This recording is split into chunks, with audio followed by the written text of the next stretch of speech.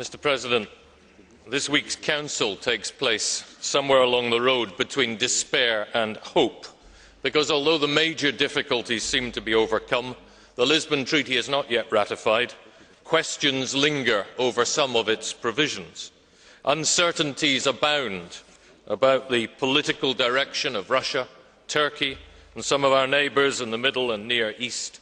Economic growth is slowing, haunted by the impact on GDP of past banking sector crises in Sweden or Finland or Hungary or Spain, to say nothing of Argentina or Japan. It makes concerted action by our central banks taken this morning all the more welcome. And beyond these considerations, the major global challenges of population growth and migration, of international crime and terrorism, of climate change and energy security continue to weigh on the minds of our policy makers. The urgent implementation, President, of the Commission's proposals to tackle climate change is incumbent on the Member States and on this House. The contours of the challenge are wide. The report from the High Representative of the impact of climate change on security and stability shows us that there is a real and immediate concern, with the danger of military implications, including the use, sometimes discussed, of NATO as an instrument of energy security. And blinded by short-term economic thinking, some of our Member States are already busy trying to limit their commitments to the Commission's proposals on climate change. Look at the draft Council conclusions, paragraph 18, and see some of the weasel words that have been inserted.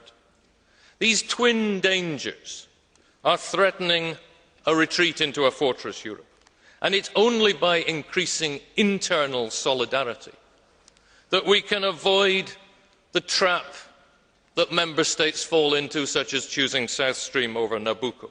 It's only by extending solidarity beyond our shores that we can enjoy peace around the Mediterranean, that Mare Nostrum, or around the Caspian Sea. Einstein was right when he said that peace cannot be kept by force. It can only be achieved by understanding. And we need also to lead by example. And I hope that in the Council conclusions we will see a commitment by national governments and the European Union to cut energy use in our own government and institutional buildings and in our car fleets, with binding targets to doing that. There have been stern warnings from the IPCC and others of the cost of inaction. We must act, and we can, because despite the strong headwinds, as the President of the Commission says, the economic fundamentals of the Eurozone economy are getting stronger, with domestic demand and exports continuing to grow. And that's a sign that the Lisbon strategy is working and must be pursued. And we hear what people are saying in this House. Mr. Voortz's group was leading a protest about the threat of 12,000 jobs at Unilever.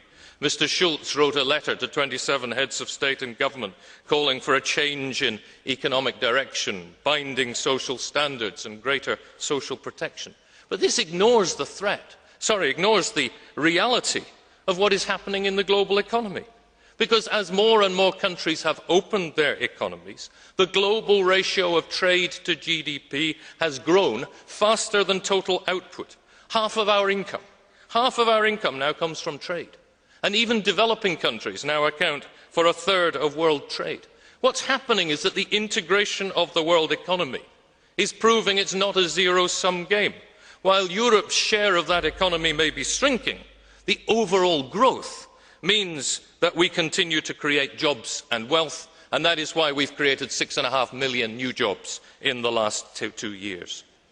My group has long argued this, and we're pleased that it's been recognised by Jacques Delors and Poul Nyrup Rasmussen and the manifesto that they drafted for the Socialist Group adopted in Oporto some 15 months ago. If there's an ostrich in this room, Martin Schulz, he's not to be found in seat number 6. It's to be found, not to be found in seat number 21. It's to be found in seat number 6. And I think that explains why the Socialist Group has lost its former role as the motor of this institution. The European Council must show more urgency in achieving its research and development target. It must boost the market for venture capital and mobility of researchers to foster innovation. It must improve transparency and supervision in the banking sector to ward off danger. And of course, Mr Lenarčič, you must pay attention to social cohesion and environmental stability, but secure in the knowledge that markets are the most powerful tool we have to improve living standards.